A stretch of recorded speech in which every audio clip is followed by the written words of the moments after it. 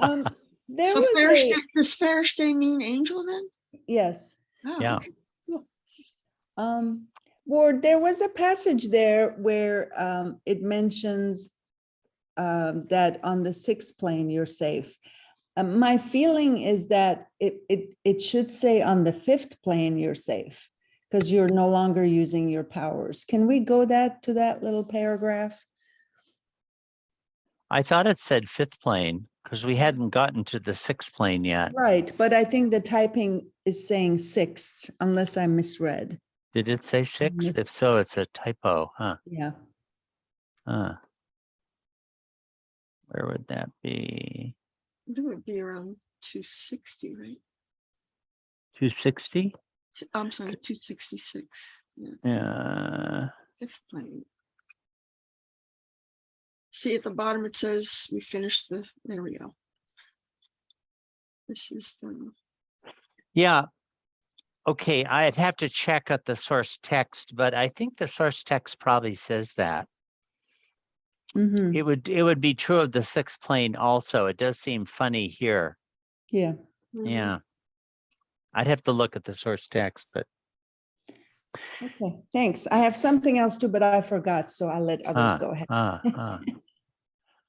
Yeah. right, Mahu. Hi, good morning. Good morning. And by the way, I'm coming from sixth ward because I just came back from Mirabai. Oh days yeah. ago. Oh, you had a trip there. I know. I Yeah, missed and I you saw there. you on 19 evening at the Samadhi when you came. I just didn't want to bother you. I knew Oh, that. but there was. Oh gosh. Yeah, because you were leaving the next day anyway. Yeah. No. You should have. I would have loved to say Yeah, you hello. were very Yeah. quiet. I thought you were completely, in conversation with Baba or something. Anyway, Ward, question is that, do you think, I mean, similar to what Baba is doing, having a lot of Sufis term in God Speaks, and Gujarati mostly. Yeah. I haven't seen a lot of, well, a little Hindu, but particularly here, when he puts them together next to each other, Yeah. like that Fereshte or the two for Duzach and the, Behesh or heaven and hell. Yeah. Why does he put them together as one word? I know somewhere either we read it in footnote or you explained it just now that because the participants were Iranis, at least 17 were Iranis or 14, and Gujaratis and Hindus and so forth. But is there any reason that he puts them, just line them up together? Yeah, I know. Well, it's kind of anybody can speculate on this, of course. But yeah, one reason, as you've mentioned, is that he does have in his audience Hindus and Muslims, a bunch of boys from Persia, and also some of these, boys from Bombay, like Ali and others, were actually Muslim too. And at the same time, he has Zoroastrians and a lot of Hindus. So it would make sense from that point of view. It occurs to me, though, that in addition, it's like in God Speaks, he has a number of charts where you'll see these three columns with Christian terms, Vedantic terms, and Sufi terms as they're characterized there. Baba was helping to correlate some of the language of these different traditions. I mean, I'm not enough of an expert, but I think it would have been unusual at that time. Certainly in Persia, nobody would have been quoting Hindu terms. Maybe in India, there might have been some people, where these traditions were, up against each other, cheek by jowl. But I think it's part of Baba's work of Beads on a String, of helping to interrelate and integrate these different traditions by correlating some of the language. Baba himself personally seems to have been very familiar with both lines. Yes. And this is at the early stage, 1927 to 1929, whereas God Speaks came in 1959. So it seems 54, that yeah, or yeah. 54. So way before Yeah, he that, started yeah, it from here. Okay, yeah. very good. He had know- some Muslim disciple, particularly Ghani, who was very knowledgeable about Sufism. At this point, can't think of exactly who was in the picture, who was all hip on Vedanta or other schools of Hindu philosophy. I mean, it was in the air. It was the ambient culture had a lot of Hinduism, but I don't know whether he had any disciples at that time who were especially conversant with Vedanta or Samkhya or the other schools. Not long after 1934, I think Dr. Deshmukh showed up, who was a professor of that. I know Ghani did say that at certain times he was reading this Sufi literature, and he would ask Baba questions relating to books which he knew Baba would not possibly have read. And he found that Baba was quite able to, he was testing Baba, I guess, and Baba seemed to know about it quite well.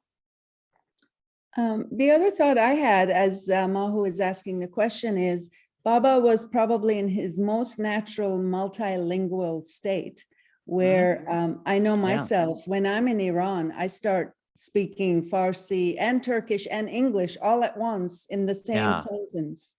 So, well, you his substitute mandali words. would have created a petri dish where this would happen, because he had, people speaking. English was the language of the British Raj, which most of them knew. But then he had people who knew all these other languages too, all mingling with each other.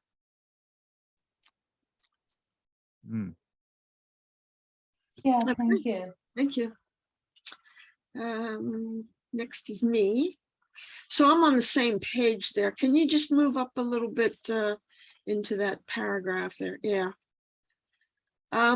This notion, actually the last sentence in that paragraph, but if he has a Satguru, the Satguru only allows him only to see with his eyes. He doesn't permit him to experience and enjoy what he sees or take the upabhag. Yeah. It's a curious concept. You see, but he prevents them somehow from having any enjoyment in what they see. Yeah, you can't immerse it. Yeah. I don't know. I comes to mind, like, let's suppose you're in a vacation spot and there are Ferris wheels and roller coasters, and then there's the beach, and you can see all the people riding the rides or going swimming, and you want to do it, and your guru said, you can just watch. Something like that. Exactly. What always comes to mind for me, just because, I read this in my days as a medieval professor, is Dante's Divine Comedy. I don't know if any of you have ever read it, but he makes a journey through hell, purgatory, and heaven, and he's always accompanied by a guide. In hell, it's Virgil, and in purgatory, in heaven, it's Beatrice, his beloved, and he's always guided. He looks at everything, but he never enters into the state of the souls who are actually there. Now, I've never thought that Dante was, I don't know if he was advanced or not, but he was such a great poet that he does give a very vivid poetic expression to this. Traveling with a guide, you don't immerse yourself in the experience, you only watch it. I've had sort of experiences where I'll look at a donut, for example, and I can take the upabhag with my eyes so that I don't have to eat it. Aha. So Well, when you go to heaven, you'll be able to eat the donuts 1,000 times better than Krispy Kreme ever offered. yeah, I'll be able to eat it without even having to pick it up and get the Yep, it'll be right there. sugar on my And fingers. man, the coffee you get. Woo! Oh, I can't wait for that. All right, thank you. Lindsay. Unmute there. Hi. I think I'm curious. Well, Baba's going to take the boys through through the plains without the experiences of the skies, as I'm understanding what he's saying. And is he saying this will be the experience of the Salik as different from the must? You know, he hasn't used that vocabulary here. But I presume that would be true. Mhm. Yeah, Baba isn't using Masalik language in this series of talks, but it does sound to me like a Salik would be not getting drunk, whereas the must would be. But that's an open topic for further exploration and discussion. You know, we're reading this book. It's opening up all sorts of new information, but the next stage would be to start to interrelate this with other things. And one of those would be Baba's work with the spiritually advanced souls. See, he hadn't explained that. He hadn't really dealt with spiritually advanced souls before this time. But these damn boys turned out to be hotshots. And it's really on this January 1st that really became spectacularly obvious. Thank you. Oh, I have one more question. What is hooky? Hooky. It'll ask. Hooky, yeah. That's Baba saying, if I get the hooky, it's a whim or an impulse. It's sort of like the word whim, except it's like you get a personal, I get the hooky. I want to do it. I have a sudden urge or impulse to do it. Baba liked the word. When we first encountered it, we had a devil of a time finding it. Turns out to be a Marathi word, not Gujarati. It's a great word, though, isn't it? Yeah. So Baba's saying, if I get the hooky, I will give you realization in a moment. I love the word. Thank you. Not Lindsay. Gujarati, it's Marathi. Yeah. Go ahead, Elizabeth. Oh, I just have a couple of questions. Somehow I totally missed the sixth plane when we were reading it. I mean, I was busy taking notes. We didn't get there. Oh, okay. So how did I went from third to fifth and fourth, but where's the sixth? Anyway, so That'll be the next lecture. Oh, okay, good. I didn't miss anything. I thought I've got to go back and re-listen to the whole thing. So one thing, what Cassandra was saying about, I think she was talking about the third plane, about seeing but not experiencing if you're with the guru. My guess, is that that's so that we don't get attached to any sanskaras related to those experiences, so that will prevent our getting more sanskaras, so those don't have to be removed. So by not getting entangled in it, it keeps the path clear and you don't get diverted. And the point related to that, related to what O'Keefe, I got Mr. First name. Yeah, Lindsay. Sorry, Lindsay. Majub versus Salik. Well, they would be totally different because they're already God realized. So I don't think they accumulate any sanskaras. But Majub just experiences bliss. They have no duty. Salik has duty. And I think that would be the distinction for those two, which would be very different from a pilgrim on the path. Well, there are saliks. If you put it with a capital S, it refers to a God-realized soul, conscious of creation. But there are also saliks on the path. That's a term Baba used. It would be salik and must would be the pair. Okay, and then I did have a question.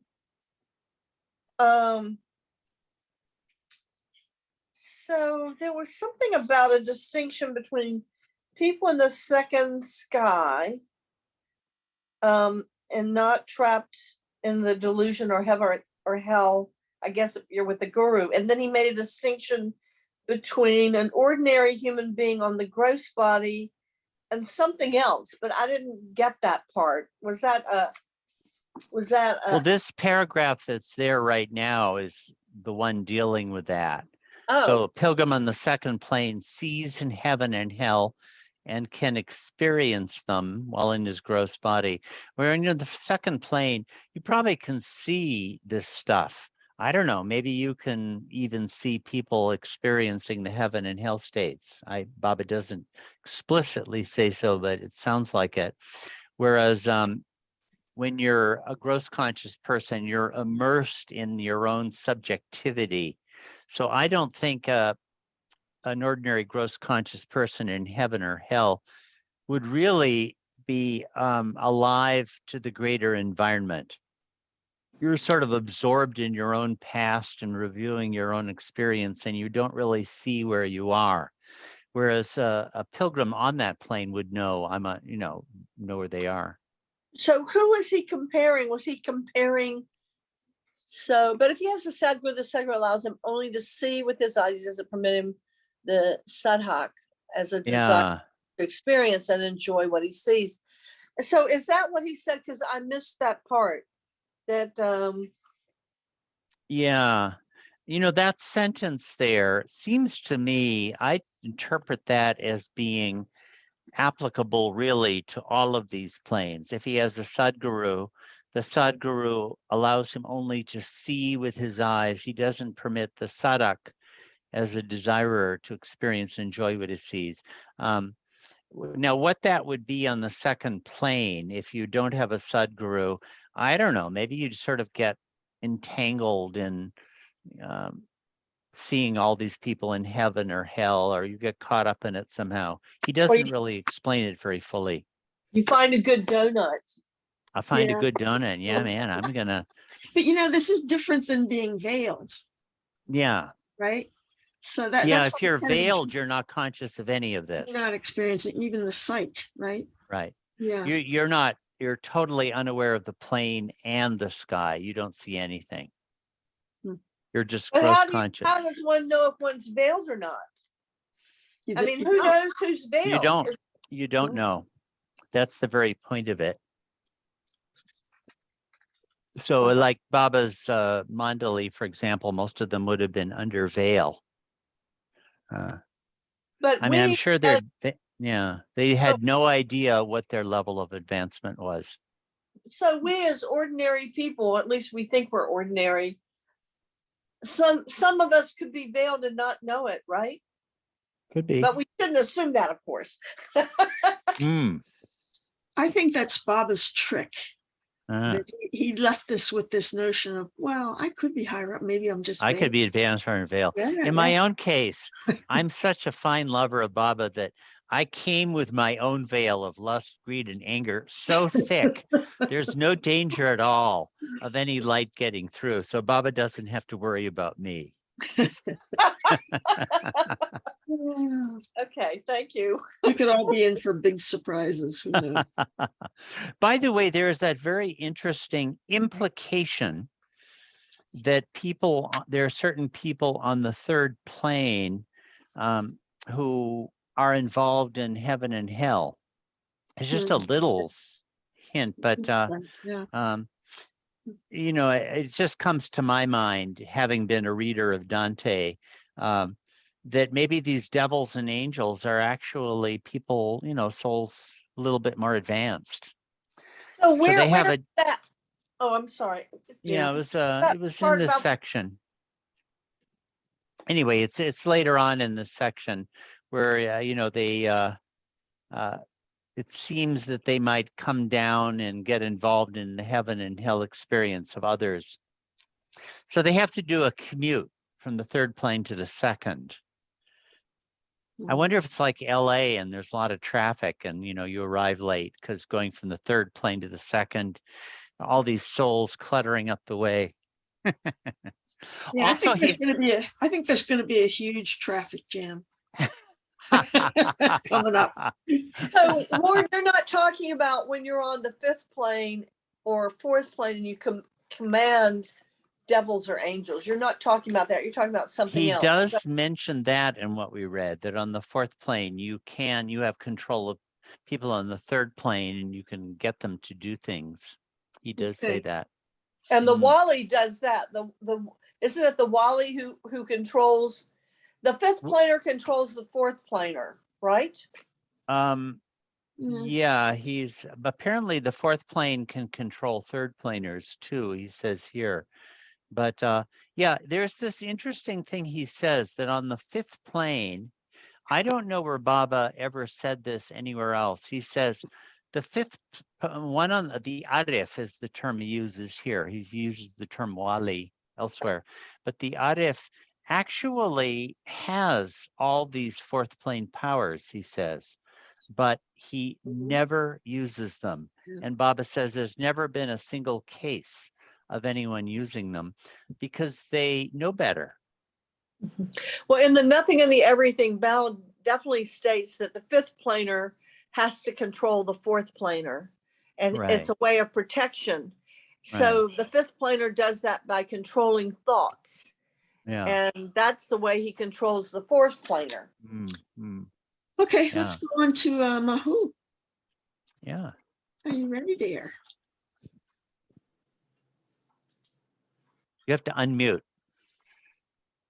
She forgot how.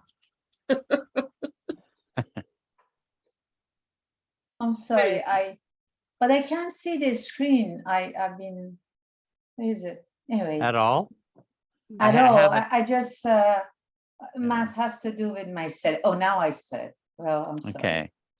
You know, I forgot how to read English now, how to work with computer. I swear to God, it's just so amazing. I'm in different dimension. But Ward, I wanted to share this. You know, just this. We're talking about fifth plane controlling the third plane, or this and that. Is this even a subject of the discussion? Because we really don't know what Baba is doing with different aspirant or different people who are on the path.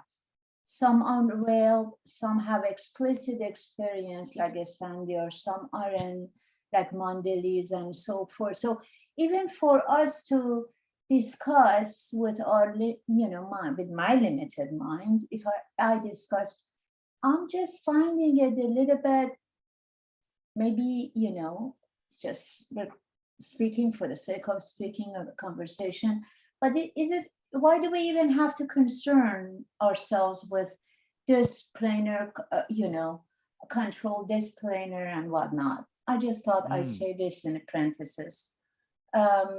Another thing is I wanted to share this with you because I was very much touched yesterday afternoon, which I happened to participate in Listen Humanity reading. Enough really that I burst into crying. Baba was talking. This is about Baba's talk in 1955 Sahabas, to Sahabas of young attendants. And, this discussion that in this book, just before the plane of consciousness, where Baba talks about all this is a dream. Baba explains that this is in Listen Humanity. If anybody is interested to read in detail, page 36, that he even goes to that level after declaring that this is all a dream and illusion and it doesn't exist. And he goes back to, himself. He says, but when you may come back and tell me, but Baba, we're wide awake. We're sitting here before us, seeing you. We can see you explaining things to us or this and that. How could this be a dream? And Baba says, even this that you're seeing, even when you see me as an avatar, is a dream. It is a dream. When you wake up from your, sleep, sound sleep, or say, that the dream starts. So this Right. whole So he thing was is telling a- the boys the same thing yes, and I about thought that, telling them the please. same thing about the experience of the planes and the skies. Yes, That all yes. of that is a dream also. Yeah. And don't get attached to it, and Right. Right. you know, and also we just read it here is a Sadhguru. If you're into, well, Sadhguru might be himself, or who knows. If he sees the third planar kind of getting attached to some of those experiences, he doesn't let him or her see it, really experience that. He takes it away. Didn't we just read this?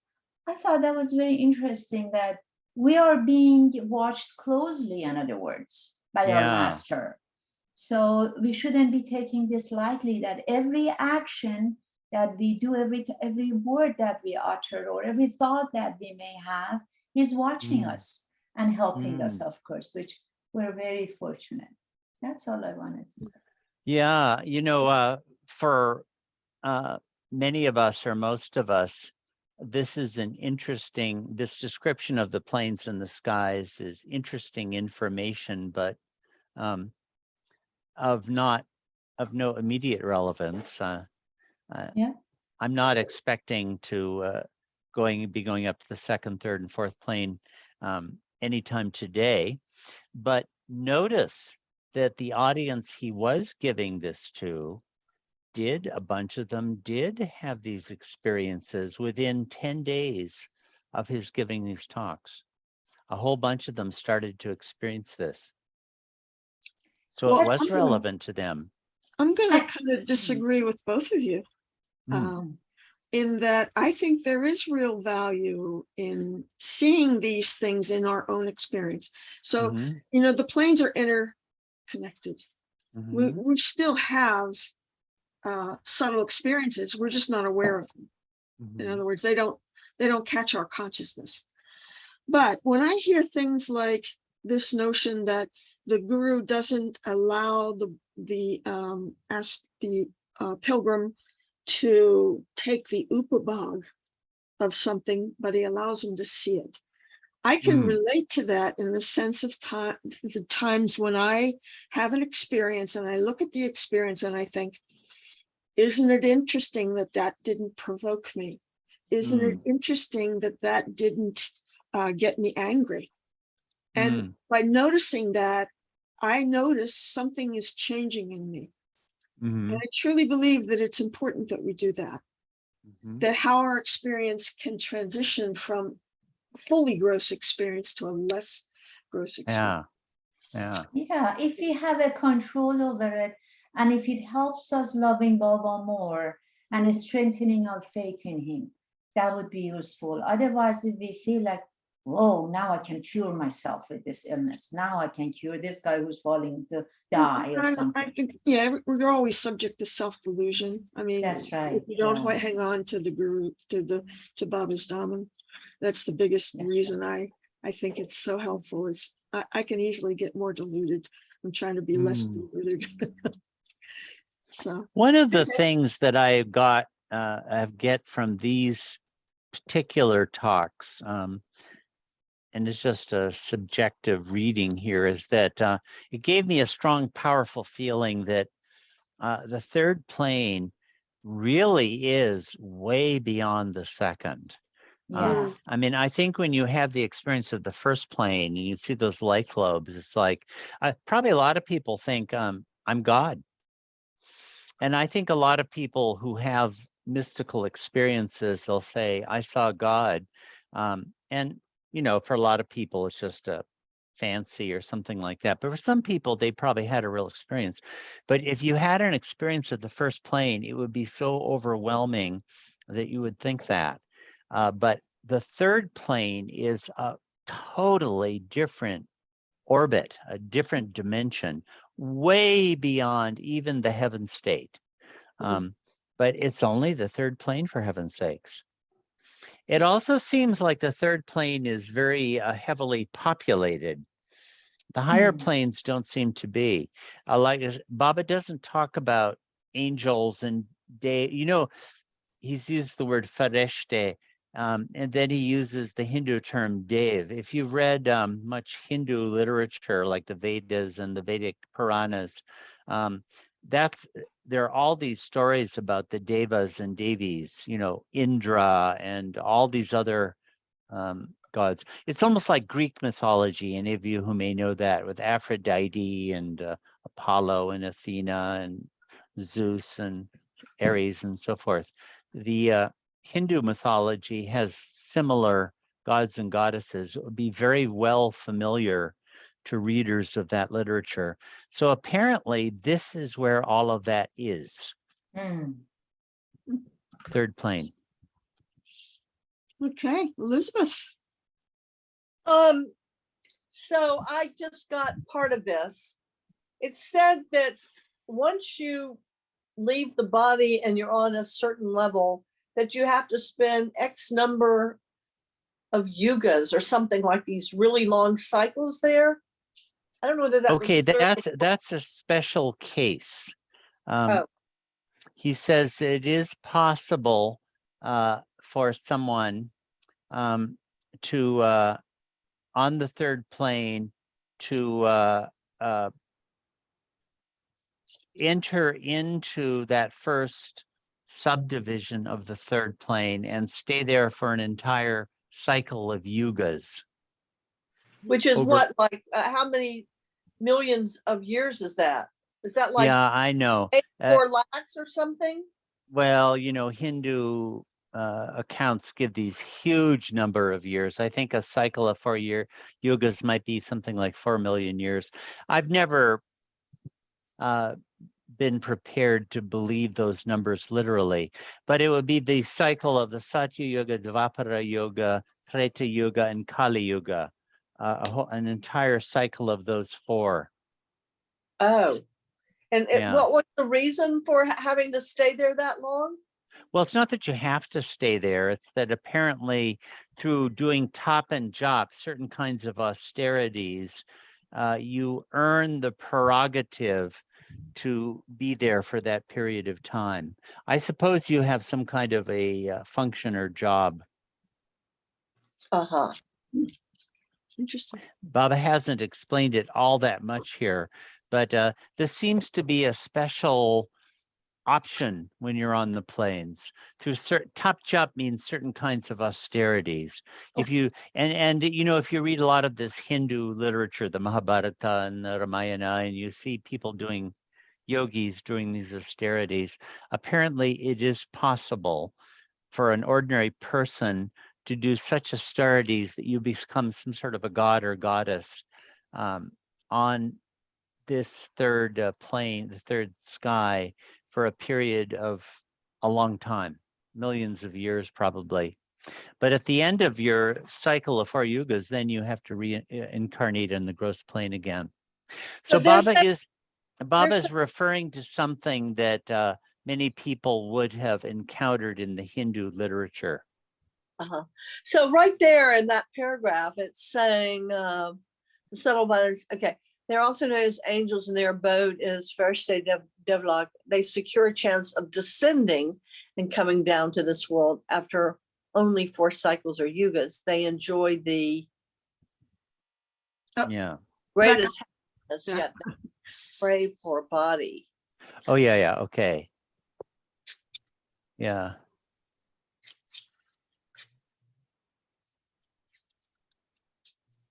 Anyway, I just Yeah. So heard of this does seem to refer to some of these spirits there. Yeah. Yeah.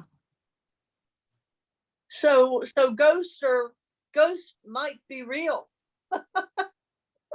No, that's a different case. He's not talking about that here. No, ghosts are real, but ghosts are often just ordinary gross conscious people with like bad attachments to the gross body who can't leave the gross sphere. Okay, thank you. But these are advanced souls. Okay, so Ward, I'd like to look at the bottom of page 269. Mm-hmm. Okay. Won't it be nice when we have a book? Yes, won't it? Yeah. Okay. Okay, I hope so I got here's, the right page. Yeah. yeah, here's 269. Hmm. We haven't Uh, gotten to this one yet. Was it really oh, 269? maybe it was 260. Wow. No, can't be. Oh, right Yeah. here, right there. Okay. So this, we were warned ahead of time that this paragraph would be an Yeah. unusual one, right? Mm-hmm. Because all along he's been telling them to, experience Prem to get, Mm-hmm. to elicit it in themselves and Right. Right. to pray for it from him. And now he's been mauled by the boys several times, Mm-hmm. probably. Mm-hmm. And he's telling them that if I tell you that you have to stop, you have to Right. completely surrender to my will. Mm-hmm. And this Right. accomplishment, it says, the accomplishment of this is the work of just a short period. It will not hang on and drag out through the course of your life. That's interesting to me. Yeah. Yeah. Telling Yeah. the Yeah. boys that this is not going to be a lifelong thing. Yeah. Yeah. And I don't know that we were aware of that. We always wondered, Right. Right. did they go on to become, really profound teachers or something like that? But he's telling them here, this is just a short excursion, Mm-hmm. and I have my reasons for it. I'm going to do my work in a Yeah. short period of time. Time. Yeah, so here Baba is referring to what has just happened that very day in the Meher Ashram. Notice that even though the Upper Mehrabad had been quite a scene that day. I mean, I keep saying this, but I mean, the Mandalay were flabbergasted by what had been going on. No one was expecting, who would have envisioned this? I mean, this doesn't have any precedent anywhere. I've never heard of other situations or schools where anything like this happened. So all of a sudden there was this explosion that happened. But notice that Baba just continued with his series of lectures. He just went right on with his curriculum. He didn't drop it at all. But here at the end of it, he does refer to what has been going on there. For most of the boys, things kind of normalized after a couple days, but there were several of the boys where that didn't happen. Some of them just went on weeping, and then some of them suddenly started having these experiences over the next 2 weeks. It really began with this day where the bomb went off. Well, I don't see any more questions, so maybe you want to give us a preview of what's ahead. Do we have any interesting figures to look at or anything? Well, let's see. Yeah, okay. So Baba's going to continue with the rest of the planes. Here's the 6th plane, and then the 7th. So this is January 2nd. You can see the 7th plane here is being referred to. And then over the rest of the talks, Baba starts covering this same ground from different points of view. Like here, as you're going to see, here he's doing the whole divine theme reviewed again. In terms of, and I'm using the term he used in Infinite Intelligence, Chaitanya, the progression and evolution of Chaitanya from instinct to intellect. By the way, there's been all this work carried on by Don Stevens and his group on the subject of intuition, you see.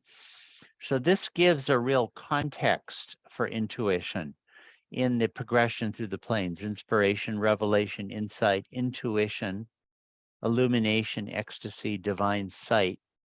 So he's going to go over that, and he'll spend several lectures on that. As you can see here on the 4th of January, he's going to be talking about that some more. These different levels of Chaitanya. And then he has a lecture where he talks about the different levels of bliss. You know, there are actually 8 layers of levels of bliss that he wants to talk about, going up to God realization. And then he has this very strange pair of lectures where he correlates the plains and the skies with different joints in the human body. I mean, I keep thinking that this topic is going to be of great interest to people, I mean, in the medical profession in the future, how the human body is a microcosm of this of the spiritual path. So here you see the 7 planes correlating to places and the 7 skies correlating to certain points. And he takes this to this very strange analogy, which he gives. He gives this analogy and never explains it. And then over the last 3 talks, so this is a preview of what's left, he starts talking about this diagram represents it, the flow of pran down from the 7th plane to the gross plane, and what happens at each of these levels. Very strange ending to the whole thing.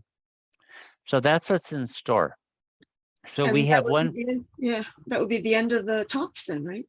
Yeah, and then they just ended, and there was no, at the time, I think they thought the talks were going to keep going. Baba hadn't said I'm finished or anything like that. But stuff was going on, particularly with Abdullah Pakran, Chota Baba. He was in such a state as to need Baba's constant attention. And then this began to happen with other boys also. And the talks just came to an end. We don't know whether Baba was finished or not.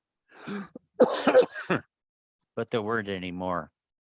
And then later on in the Toka ashram in the second half of 1928, there was a very intensive work with the Premashram boys again. The Premashram boys by that time had been segregated from the rest of the Mirashram boys. But there's no indication that Baba gave talks like this.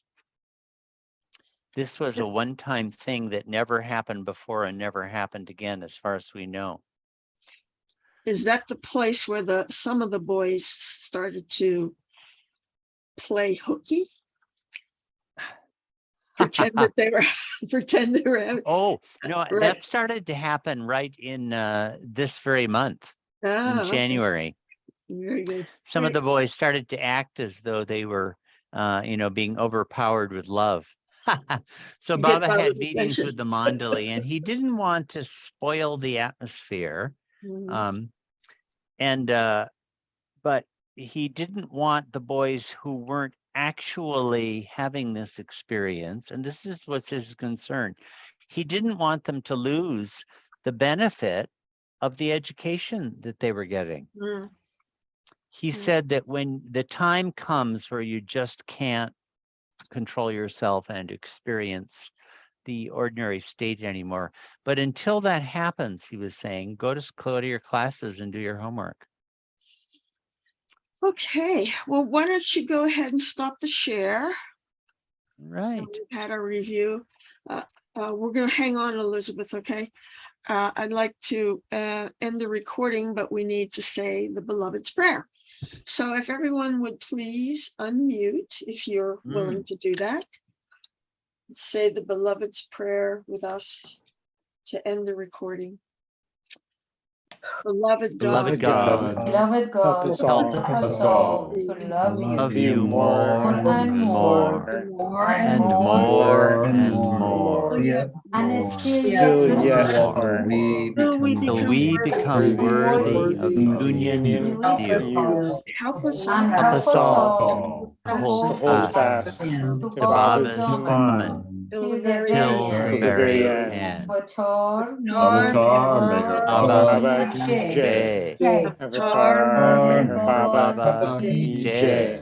Avatar, Avatar Meher Meher Baba Baba Ki Ki Jai. Jai. Well, it looks like we're gonna finish up in 2 more sessions. One Friday evening, Jim. One Friday evening, Jim. I'll be there. And one next Sunday, and that will be it. That'll be So it. thank you all. Let me Good. stop the recording and we can chat for a bit. Ooh, All right. thunder and lightning.